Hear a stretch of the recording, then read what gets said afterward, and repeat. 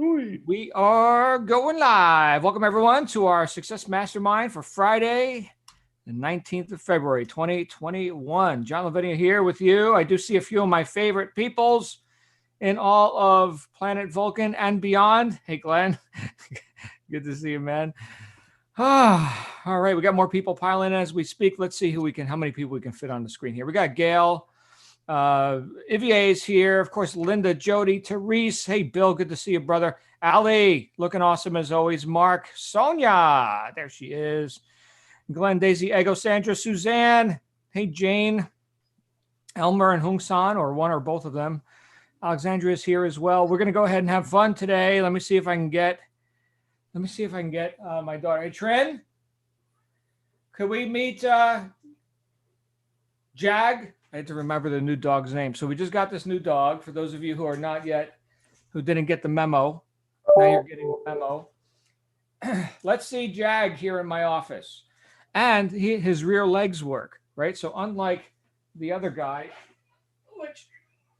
which many of you have come to know, the famous Butch, who's got a little injury or something that doesn't allow his rear legs to work. And that's why he has to wear a diaper, because he pees all over himself. This is an able-bodied dog. Look at this dog. Come here, Jag.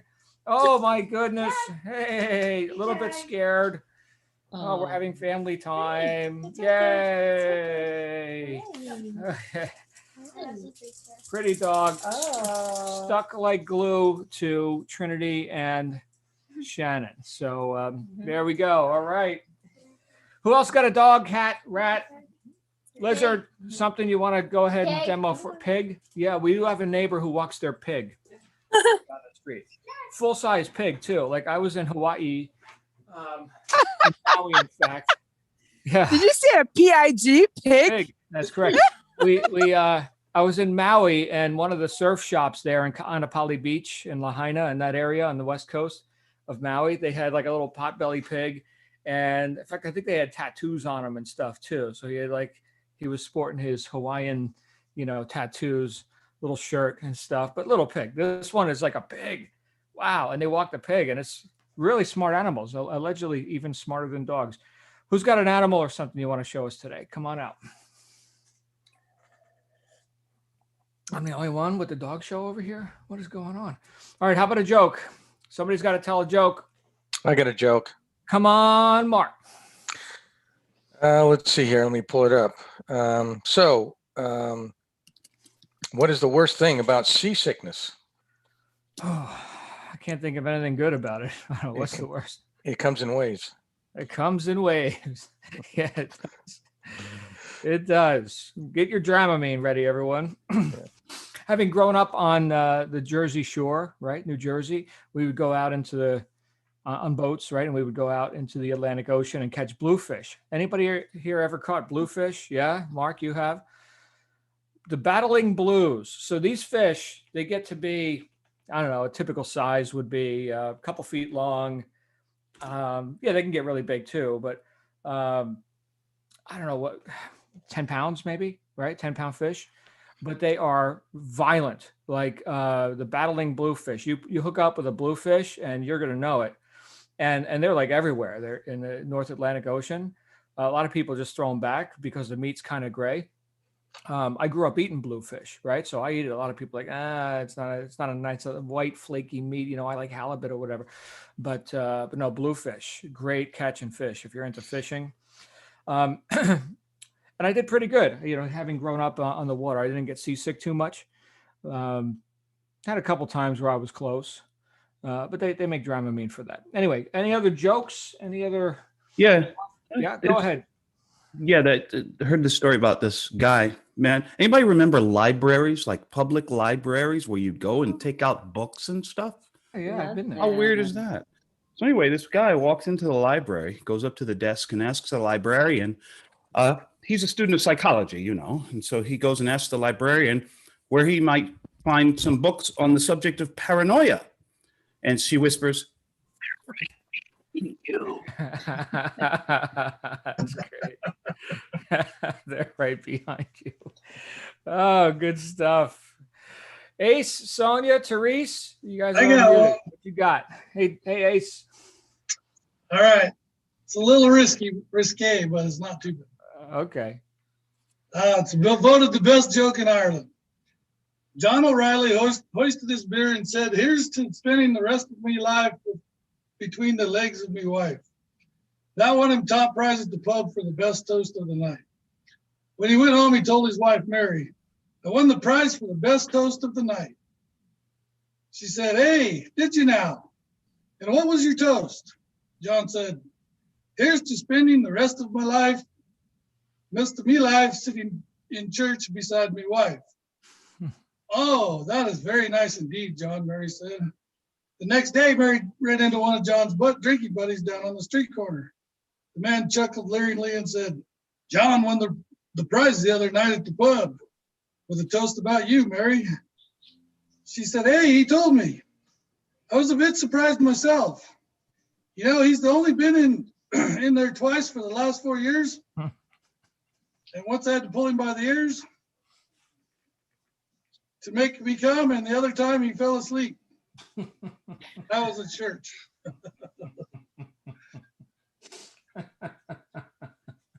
John toast. Thank you. Thank you, Ace. That was great. It's a really good joke. That's good. Rated PG, ladies and gentlemen. Very good. Very There's good. John and Mary right there.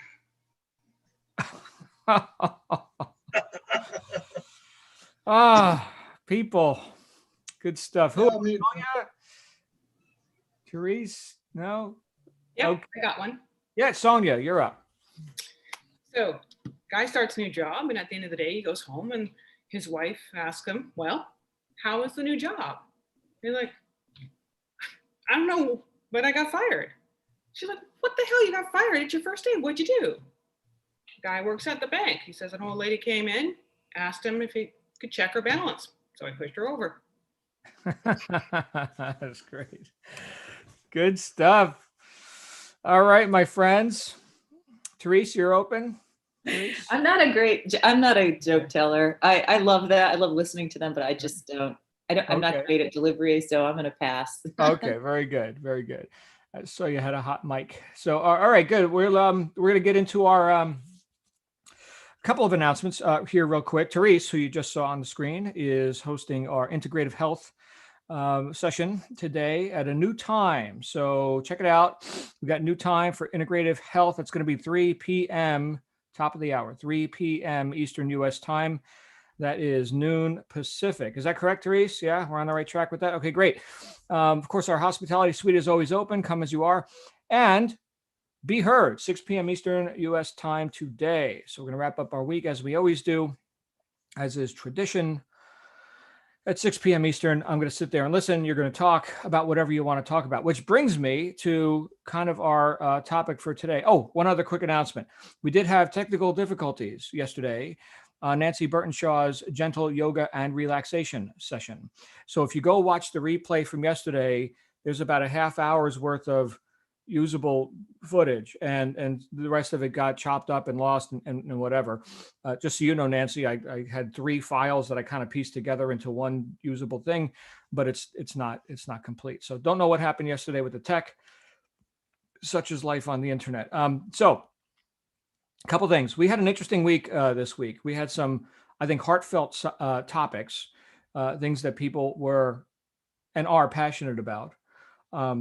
Yesterday alone, just with Mark, you blew me away with that. I mean, anybody who missed yesterday's general session, that was interesting. And it conjured up a lot of feedback from people, in spite of myself, right? Here we are, in spite of ourselves, an interesting one.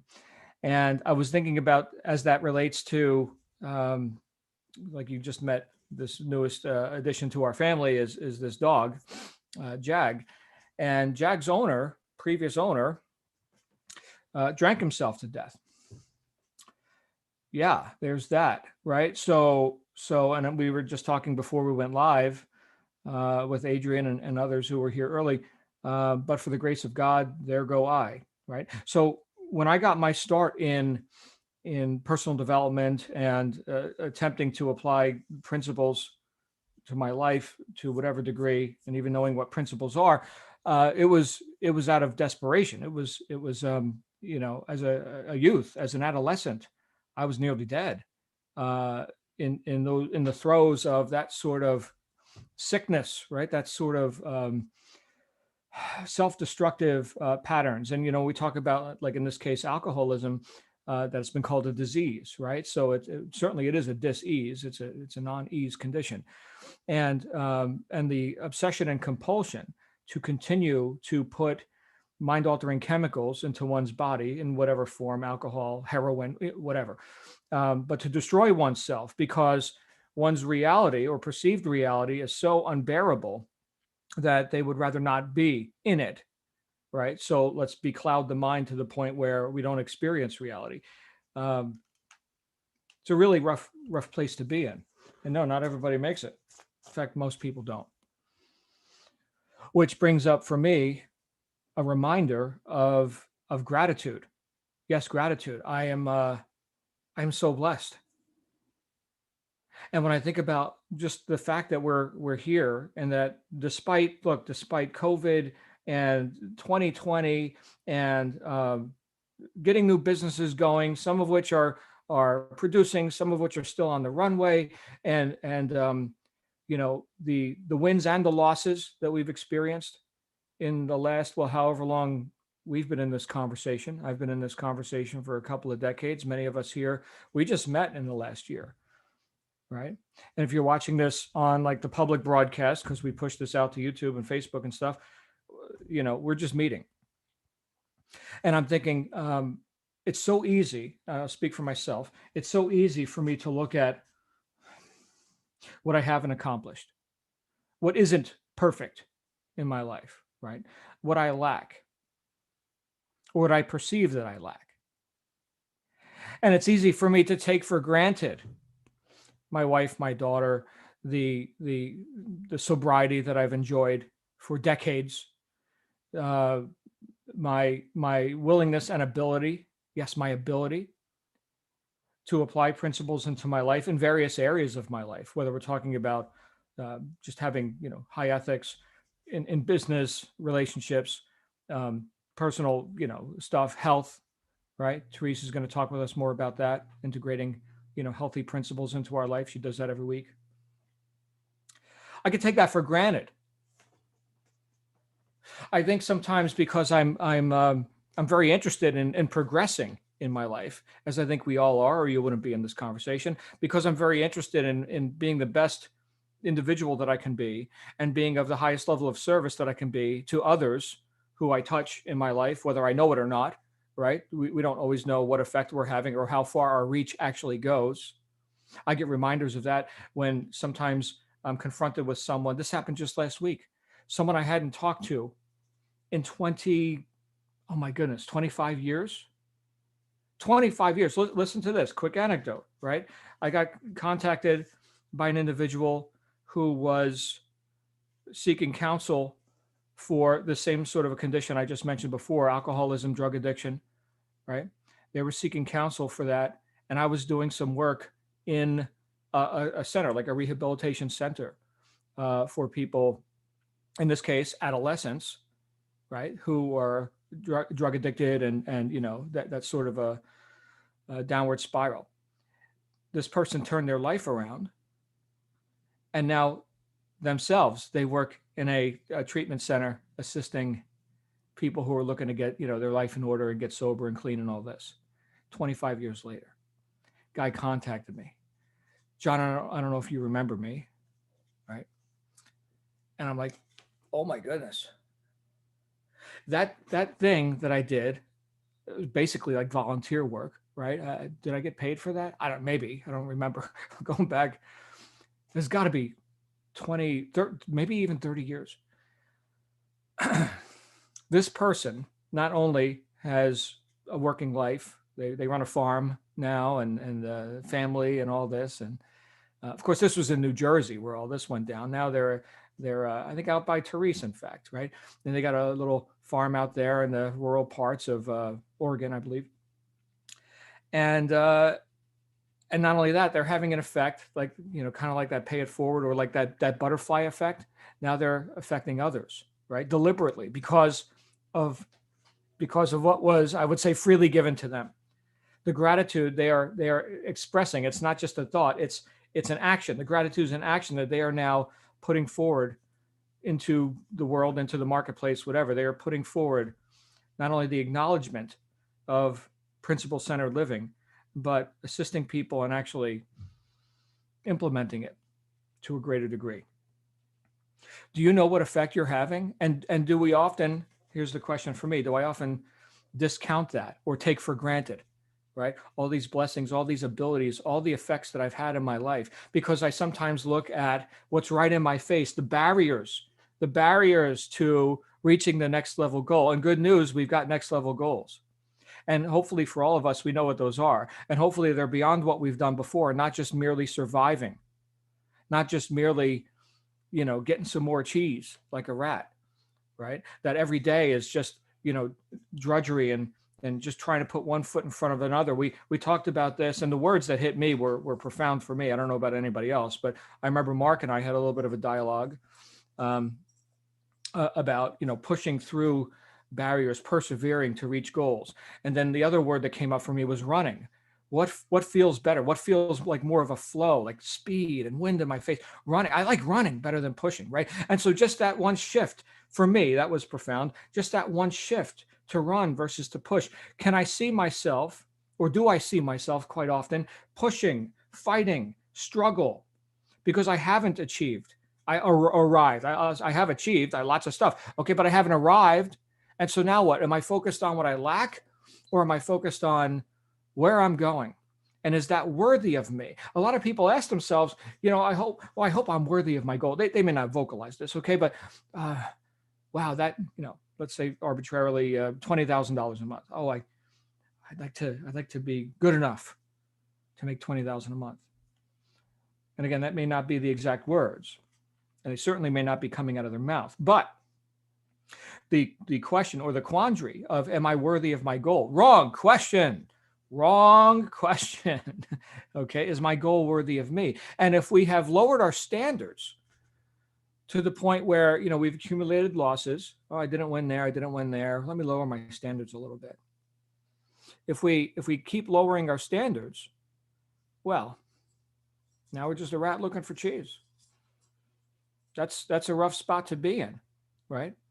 That's where the question of worthiness comes up. So what I think I've got to do is raise my standards, not only in terms of what I expect of myself and knowing that I'm quite worthy. In fact, these goals damn well better be worthy of me, right? Because if I'm going to show up, I damn well better get paid, so to speak, right? Damn well better get paid. In fact, it reminds me of a consultant that I've done some work with. The guy's name is Mike. He's here in Arizona. He helps people get businesses started in the home business and network marketing space and all that.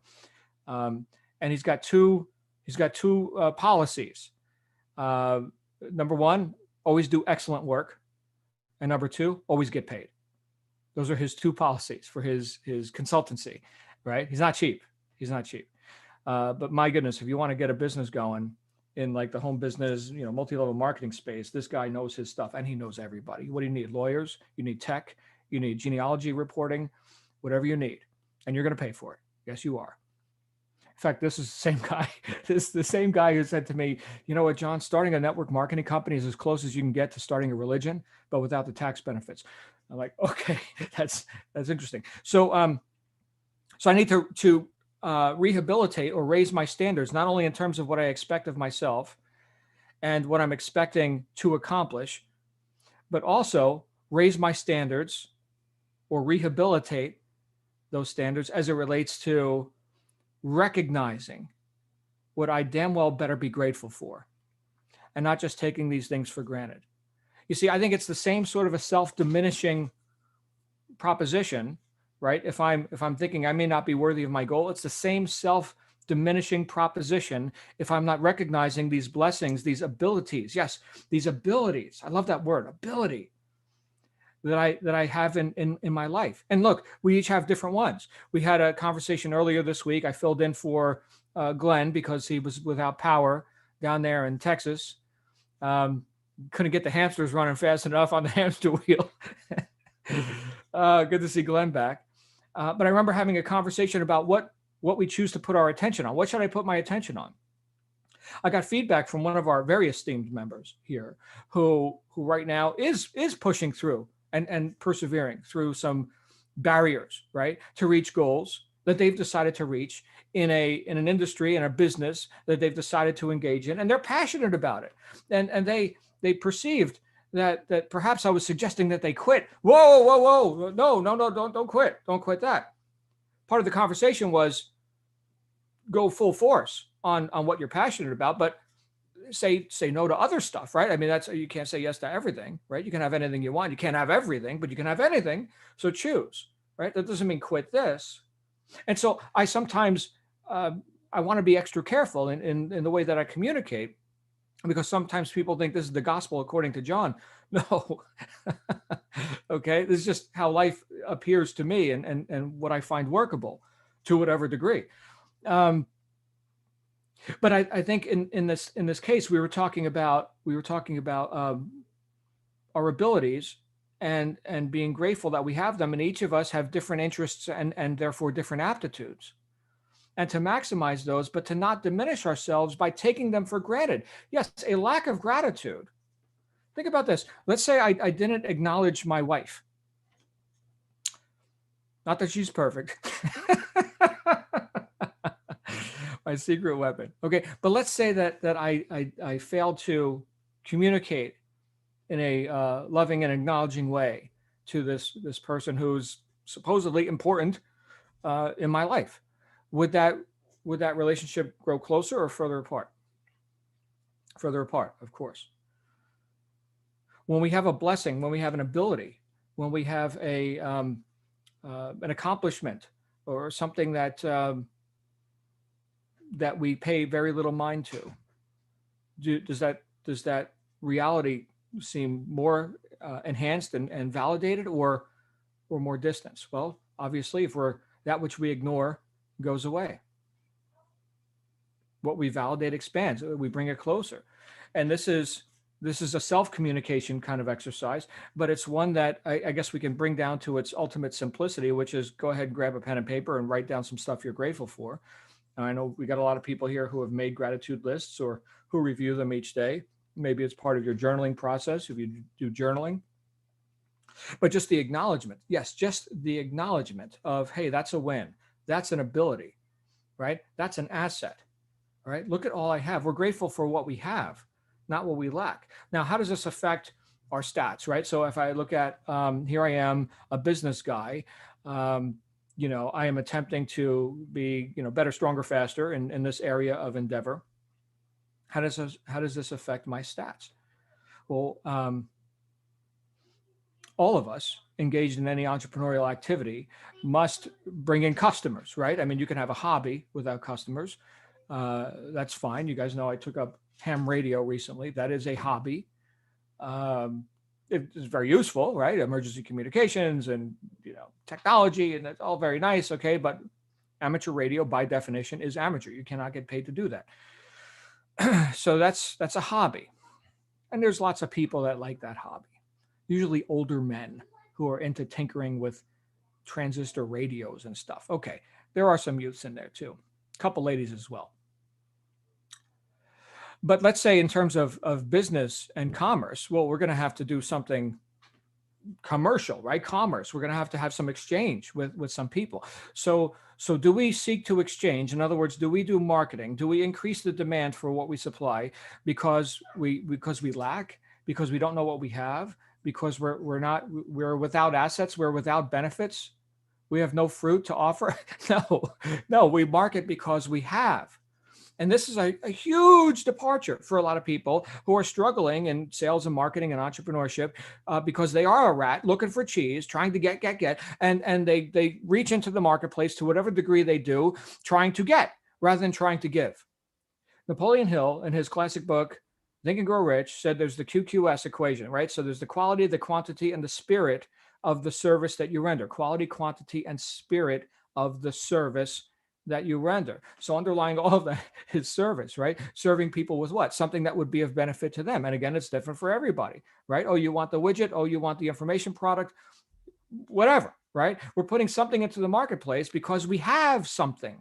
We have, and we're grateful for what we have, and that which we validate expands. So if we keep looking at, leaning on Therese a bit here today, but Therese has wisdom in the area of integrative health, nutrition, things that you can do to be, better, stronger, faster with a body, right? Since we got to have a body, we might as well, make it a good one. So which I find it inconvenience, terrible inconvenience. I got to feed this thing. I need to sleep. Oh my goodness. I just want to produce. But since I've got a body, let's do it, right? Let's be good stewards of that. And because that's something that is validated in multiple ways by putting attention on it, using Therese in this example, right? Her ability to then deliver value, which she freely does on Fridays, to those who are willing to listen.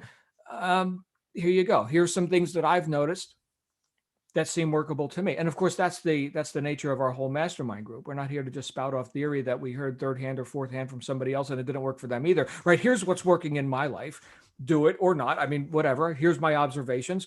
But the more we validate that, because we have, not because we lack, but because we have, the more we can make that real and expand that into the marketplace. So it is a self-diminishing proposition for me to practice a lack of gratitude or an ignorance, to ignore those talents, abilities, which in some cases are unique to me. In some cases, lots of people have them. And but to neglect that or to take that for granted is the same thing as neglecting the spouse, the dog, the health. So what I think is that we could all, and I'm not saying that you're not already doing this, but I'm saying that we can do it some more. We could all use a good dose of gratitude. We could all just come out here and say, you know what, here's 5 things, or even 3 things. Here's 3 things that I'm grateful for. And it should be lightning fast. Here's 3 things that I'm grateful for. I can see, I can think, I can talk somewhat effectively. Right? Bam, 3 abilities. And I've been asked at times, John, if you could have $1 million or your abilities, which one would you have? My abilities, without hesitation, my abilities, because my abilities have made me more than $1 million and can make me more millions of dollars. It's about the ability. It's about the experience. And isn't that where all of our goals really end up? I mean, if you ask somebody, what do you want? Oh, I want $1 million. Okay. Why? I mean, $1 million is ink on paper. It's numbers. Nice to look at, I suppose. Does that change your life? Yeah, it changes my life. Well, how does it change your life? Start. And that's where we start getting vague, right? Oh, I'd get a new car. Okay, well, what kind of car? Right? So they describe the car. How about that house? Right? You're living in the ideal place? No? Okay. So tell me, where's that house going to be? Well, I'm not sure yet. Well, what if you were sure? Where would it be? Where do you want to live? Supposing you could live anywhere, right? Sometimes people say, John, if you could go to any place in the world, where would you go? I say, Arizona. I love Arizona, or Utah. I love them both. I love the West. I love the desert, man, the high desert mountains, the low desert with the cactus. I love it, man. This is paradise for me. Love it. Of course, having grown up in New Jersey by Gail, right? This is like a different planet, right? So familiarity breeds contempt, right? And so I'm done with the East Coast. Other people are like, man, if I could just get to the Jersey Shore where John grew up, that's paradise. Okay, have at it, man. Be my guest. But but what's that money for? And then all right, so now you got the ideal house and your ideal location. Why? Why do you want the ideal house and the ideal location? Well, why would you have to ask why on that? Well, there's got to be a reason, right? You're not going to get the house unless you got a reason to get the house. You're not going to get the $1 million unless you got a reason for the $1 million. Why? And we drill down, we dig that hole, we dig the well, so to speak, so we can get to the actual cause, the actual water. Here's the water at the bottom of the well. To have the experience of, like in the case of the car, for example. I remember when I was all hot to get this Lexus, right? And it was, the experience of ownership, of driving, of the luxury, the smell of the leather, the smoothness. You ever drive in a Lexus? You hit that accelerator pedal and it just glides, man. It's awesome. This is before, electric cars and Tesla and all this. So just to have that, I can't even feel the shift of the transmission. It's just butter, man. It's butter. And so, the Mark Levinson sound system, the Nippon Denso electronics, which arguably are the best in the world. That's the Toyota electronics. So to have that experience, right, and to be able to show up in style at that business event, right?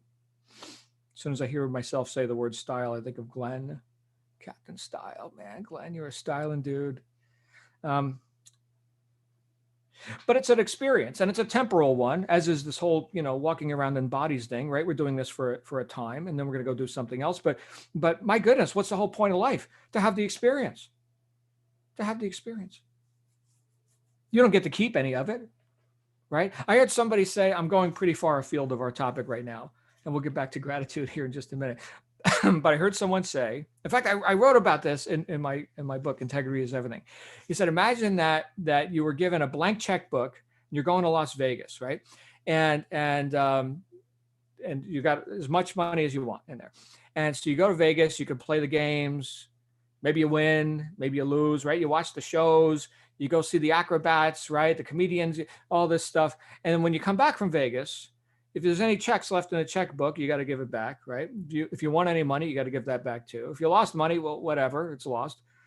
And that's it, right? You get to keep none of it, right? And isn't that like a metaphor for life, right? You're here to have the experience. Why else do people go to Vegas? And look, people can voice lots of different reasons why I want to win, or I'm a poker player, or I like to be entertained, right? But the saying, what happens in Vegas stays in Vegas. Yeah, that's pretty much it. Look, the casinos weren't built on winners. You're probably going to lose, but hopefully you'll have a good time, and hopefully you've got a bit of sobriety about it, so that you're not, betting the farm and all this. Personally, I'm not a big fan, right? I mean, I go there for events and whatever. We go see Cirque du Soleil. I don't gamble. Other people love that stuff. But why do people go to Vegas? Why does Vegas exist? It's a valley in the desert. I mean, if it wasn't for Vegas, there'd be nothing there. It's a desert. I suppose we could say the same thing about Phoenix. How did Phoenix happen? My goodness, it's like the 5th largest metro area in the United States, in like the dirt. And there's nice mountains around, and a couple rivers and whatever. But why? To have the experience. Enough people decided they wanted to have this experience. And so now we've got a place called Vegas or Phoenix or whatever. So back to the original point. What are we validating in our life? What experience do we truly know that we deserve to have? And what abilities can we now voice our gratitude for? Those abilities that allow us to get the results, to have the experience. And understand this, and I believe this was told to me years ago. No one's been given a desire without also being given the means for its fulfillment. The fact that you have that desire reveals that you've got the interest and therefore the aptitude to have it, to experience it. There is no emotional or capricious God that says, you, Mark, I'm going to give this unfulfillable desire and you get to suffer.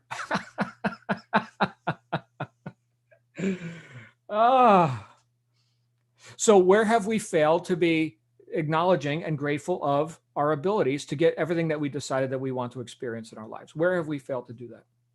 I do it every day. I fail on that every day. Every day. I'm busy. I got all these barriers, man. I got problems to solve. I sit here and think about, how freaking awesome I am at this, right? Look at these problems. And if we walk around with problems in our face all day and not looking at the abilities, the freedoms, the reach that we have, well, ignore it. It goes in the other direction. That's what I've noticed anyway. Do what you will with that. I'd love to hear, even if it's just, John, here's 3 things that I'm grateful that I can do. That I can do. Yes, I can do. I can. Adrian, you've got the floor, Adrian. I'm not going to give you 3 things, John, but I wanted to come back on what you said about recognition of talents and what we have. I mean, this is the problem. We just don't always stop to think what it is we already have. And everybody on this call is way ahead of most people. We just don't always recognize that. You know, the brain power, the thought process, the knowledge we've been given, the situation we're in, we're way, way ahead of a massive percentage of the world's population. And we should never forget that. We're starting from a much higher platform than some people have the opportunity to start from. And that's a massive cause of gratitude for a starter, a big one. So let's use it. And I absolutely agree with you. Let's recognize that and say, we're very grateful to be where we are. I know there's been a lot of difficulties. A lot of us have faced disruption, loss of incomes, massive things. But, you know, when I'm hearing stories at the moment, it's about people living with nothing, in or above sewerage, with no power, no water, nothing. Now, how are they going to get out of that? And how are they going to be grateful enough to power forward? So I suppose not wishing to demean or reduce anyone's difficulties, we really have a lot on our plate that we've been given already. And I'm immensely grateful for that, John. I really am. That just, I try never to forget. Amen, brother. Amen. There's kids dropping dead with no clean water. There's people dodging bullets right now. You know, and my daughter, who's 10, right? Sometimes, you know, she gets a little sideways on stuff, as we all do. And I say, you know, there are people with real problems in the world. Consider that, right? So, and you know, as soon as I point the finger, 3 point back, right? Thank you, Adrian. Hey, Therese, you've got the floor. Hi, John. Always a great topic. Nice one for Friday. I think the thing that sort of hit me was, if you have the desire, you have the means to fulfill it. I don't know, just was like, oh, I don't know, the light bulb just went on. It's like, oh yeah.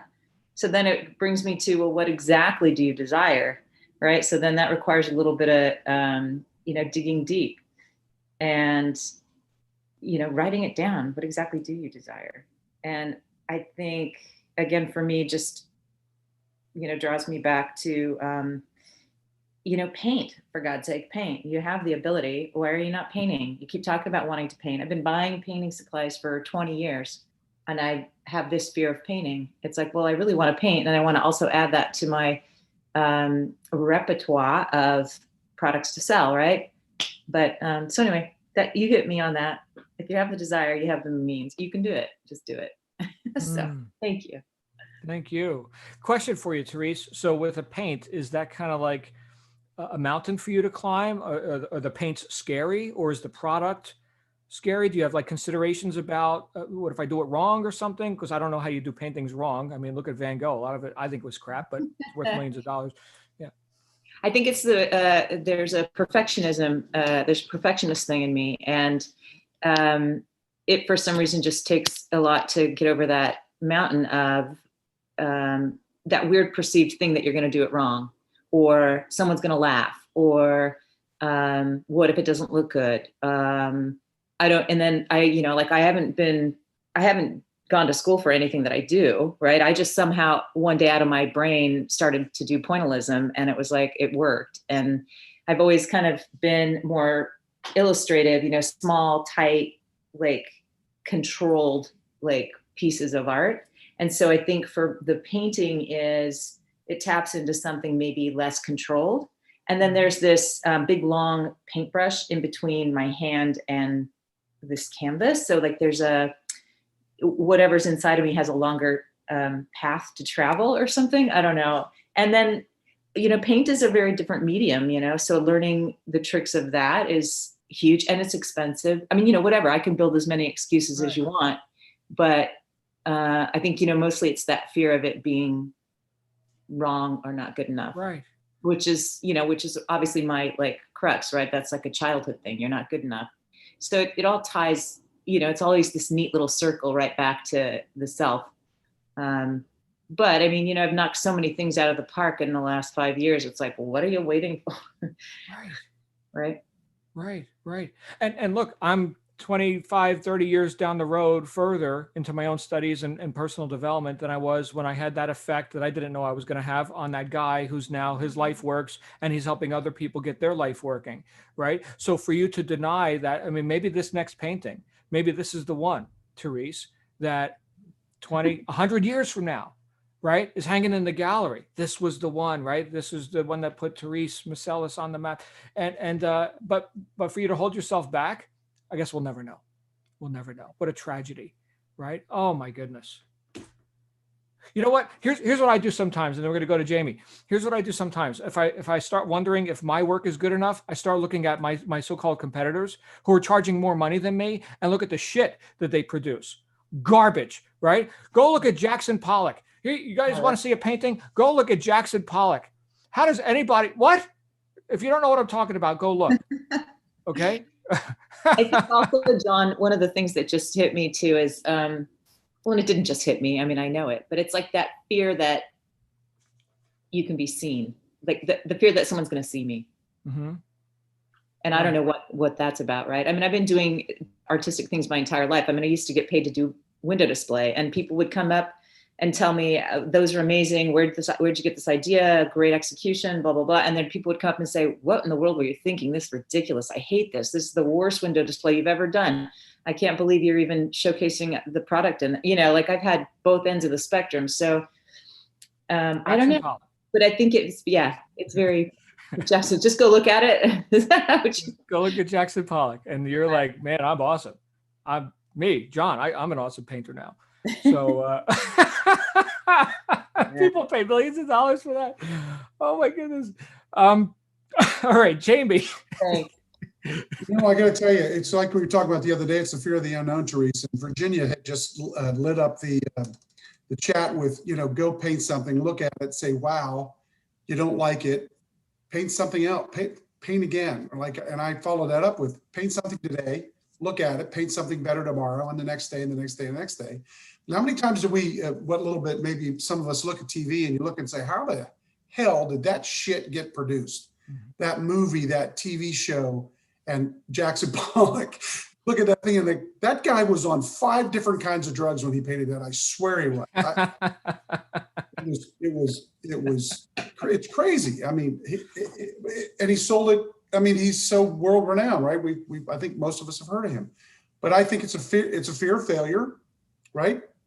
In my opinion, my humble opinion, it's the fear of the unknown, but it's also, if somebody critiques it, that's the lesson to be learned. So if you can get the full critique, that's the lesson to take to the next day and the next painting. Pretty much holds true for everything else in my humble opinion. Yeah. Thanks, Jamie. So the performer and the critic, we've got both voices in our mind, right? Which one are we listening to? Beautiful stuff. Of course, we've got a performer amongst us right now. He's an amazing dancer, although he's never demonstrated that for us. Cyril, how are you, sir? Hello. Hi. Actually, quite a bit of what Therese was talking about actually kind of hit me, because I've been into art since I was a child. Although we were poor, my mother always had books on art. And I've been into it since I used to just go through those books and loved it. And I fell in love with Van Gogh as a child because of his sense of color, because the way he would put color, and in the same way that the other artists you were talking about, for me it's about his sense of color and what colors he put next to each other, and the fact that he uses the randomization of pouring paint over other sets of paint in the way he gets that to work is what works for me. Because I mean, okay, yeah, he uses the product. No, hang on, hold on. I think I may have got my artist muddled. But either way, anyway, going back to Therese, I find it quite interesting and quite. How can I put it? What I think about now, when I realized that some of the finest, or some of the painters we look at as some of the finest in the world, actually used pinhole cameras. In the 1600s, some of them were using pinhole cameras and then painting them on the back wall. So they were cheating. Or they would take their drawings from that and also if you look at the masters, who are we talking about? Oh God, my brain has gone blank as usual.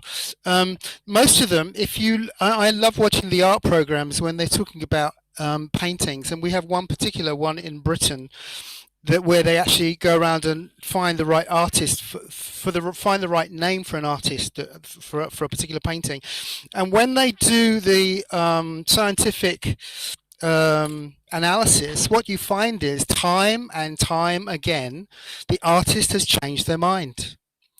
You literally, through X-rays and blue light and other variations of light, they can see the different layers of paintings that have gone on before, and each time the painter has changed their mind, didn't like that particular, and they changed it to something else, or they changed the way they did it. They didn't like the way the hand was done, so they did again. And then also the fact that often these masters had schools, and it wouldn't only be them that painted it. Often the master would come in for the final product. He would come in to finish it off. He'd get his some of his best pupils to do the major part of the work, so he would finish it off. So when we talk about perfectionism, I think is the courage to try and put that aside. In that, in the same way that in science is about making mistakes. Each mistake you makes help you to know what you didn't know before. In other words, what wasn't working. Every single time. I mean, what's the one? The classic one is. Oh God! Again, my brain's gone blank. Who gave light to the masses? The American gentleman who gave light to the masses. Thomas Edison. Exactly. So what did he do? He took a number of people's ideas, put them together, and made it for the mass market. But also, what was his number one saying? That how many times did he have to fail before he came up with the idea that worked? So part of it, I think, because I've had to grapple with some of that myself, and the courage to make mistakes. And in art, it is about making a mistake. I used to love looking at Picasso's his drawings because he was thumbing the arts industry by doing drawings on napkins to pay for his lunches. He would, and what I used to love about, if you ever look at maybe the Dove of Peace, and how many of those did he do? But what he did, he was practicing. He would do these pieces in one line, one pencil line to make these pieces. He was practicing to refine his art. And how many times did he have to do it to get it right? So, and when it comes to things like art and science, it is about imperfection. That is the only way to make it work.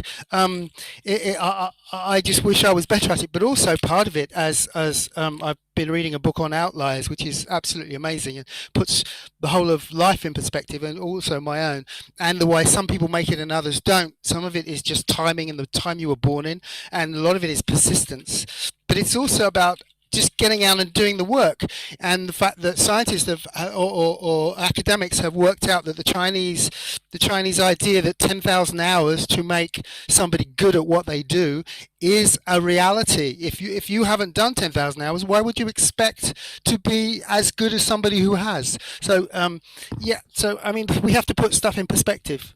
So yeah, go for it, Therese. Thank you, Cyril. We do have to get a dance demonstration going here. Maybe we'll do a weekly dance off with Cyril. You're gonna have to get your camera running though. Yeah, I am. I'm gonna have to get a camera for my PC. Good talking to you. So we're gonna go to Stefan and Julia. But look, you may think Jackson Pollock is awesome, right?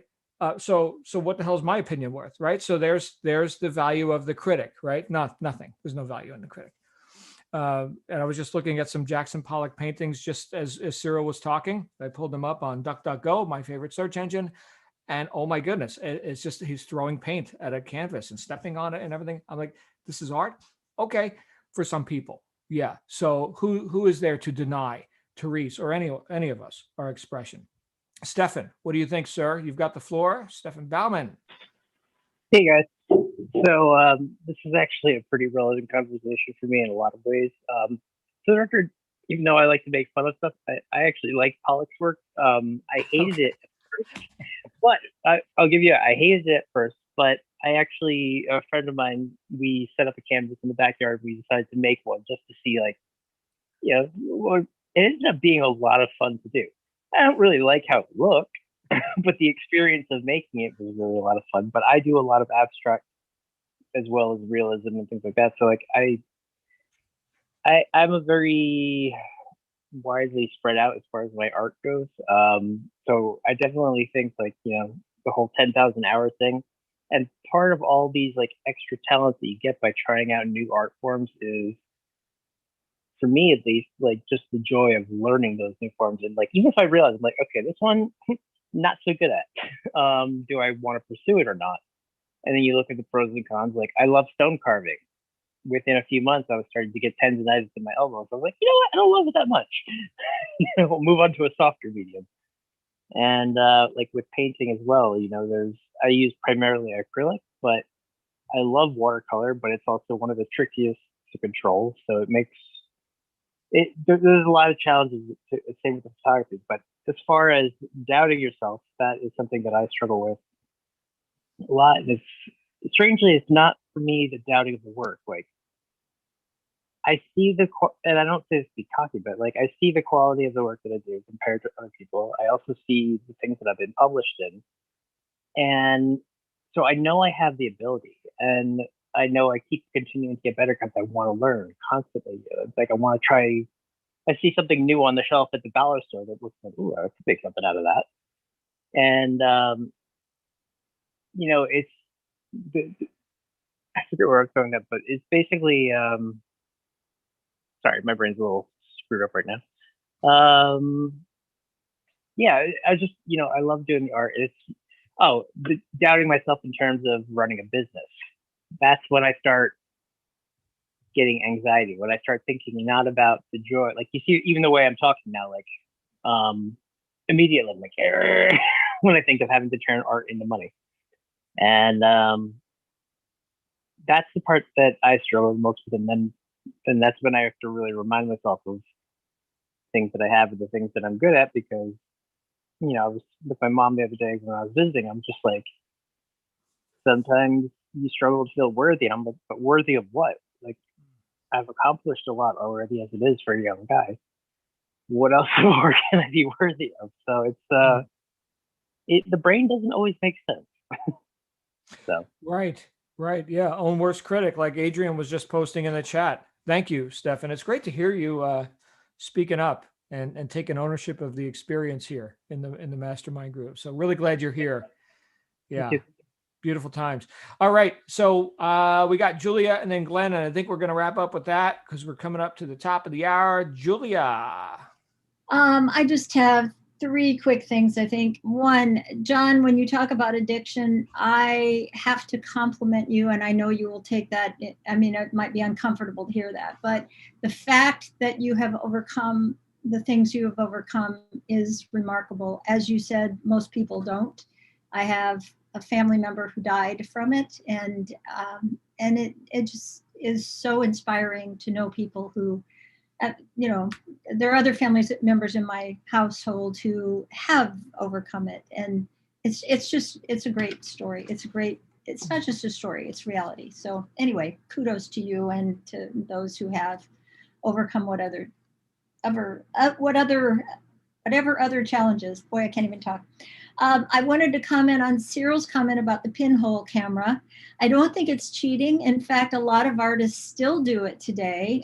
My husband was trained to be a portrait artist, and he uses photography. But the beauty and the magic is taking that photograph and creating something that is so real that is not a photograph, that it's the interpretation of the lines. You use the lines for the basic shape, and it's the interpretation that the artist gives it that can be so incredibly beautiful and talented. So I don't see it as cheating. Just wanted to say that. As far as art schools in the past, the masters having their studios full of their students who did all their work, it still happens. Joe was trained in sculpture, and there was a very famous sculpture artist who had all of the students do all of the work, and he put the name on it and he got the check. So it happens today. Wow. Beautiful stuff. Thank you, Julia. You betcha. All right, my friend. And Glenn, you want to take us home, Glenn? You got power? You got internet? Got power. We were in a warm. Do you know what I did this morning? It was really strange. I took a hot shower this morning. It's been a while. Bragger. One of the things that we're grateful for and very blessed. You know, we have a roof over our head and a warm house. I actually had three things that have come up for me.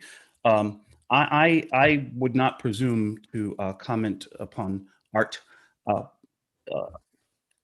Therese, do you want to paint? Then go paint. Who gives a fuck what somebody else thinks? Kind of the way I look at it. Secondly, one of the several things I'm grateful for. My arms and legs work. I'm able to think clearly and creatively, and the universe is paying attention. And I've seen that. I've seen firsthand results in my own life, and for those sorts of things, and at the very least, to every one of us, the universe is paying attention. So tell the universe what you want, and then go get it. Is kind of what I think about. We kind of got into the area of self-criticism and what will people think and so forth. And I'm sort of glad that this has come up, because it reminds me of an idea about this, which was said far more eloquently than I could say it by one of our previous American presidents, Teddy Roosevelt. This is one of my favorite quotes of all time. You know what I'm about to say, John. It is not the critic who counts, not the man who points out how the strong man stumbles or where the doer of deeds could have done them better. The credit belongs to the man who is actually in the arena, whose face is marred by dust and sweat and blood, who strives valiantly, who at best knows in the end the triumph of high achievement, and who at worst, if he fails, at least fails while daring greatly. So for me, the older I get, the fewer fucks I have to give concerning what other people think. You want to paint? Go paint. I'm a singer, so I sing. You want to build a business? Go build a business. You know, if you do the wrong thing, people are going to talk about you. If you do the right thing, people are going to talk about you. So go do what you want to do. And be grateful for the ability and for the resources and for the freedom to do what we want to do. That's why we're here, isn't it? That's why we're here, a part of this wonderful mastermind created by you, my friend, John. You said it before, right? We are here to rehabilitate cause in the lives of people who have forgotten how powerful we are. So it's your power. It ain't your neighbor's power. It ain't my brother-in-law's power. It ain't some dumbass on Twitter's power. Go do what you want to do. It comes back to me. You created a wonderful archetype for us today, Therese. You want to paint? Go paint. Who gives a fuck what somebody else thinks? I'm done. Back to you, John. Thank you, Glenn. The Teddy Roosevelt quote is just piercing. Yeah, that's it. Man, thank goodness we've got people like that in our lives, right? To give us those reminders and that direction. And now I've got to probably put a child warning on this video on YouTube. Thanks, Glenn. All right, we're done. I'll tell you what we're going to do now. We're going to have our hospitality suite for those who want to chit chat some more. And we're going to have integrative health at 3 p.m. Eastern. And then I'll be back here with y'all personally at 6 p.m. Eastern to wrap up the week on our Be Heard session. You guys Make it a great day. You so deserve it. You absolutely deserve it.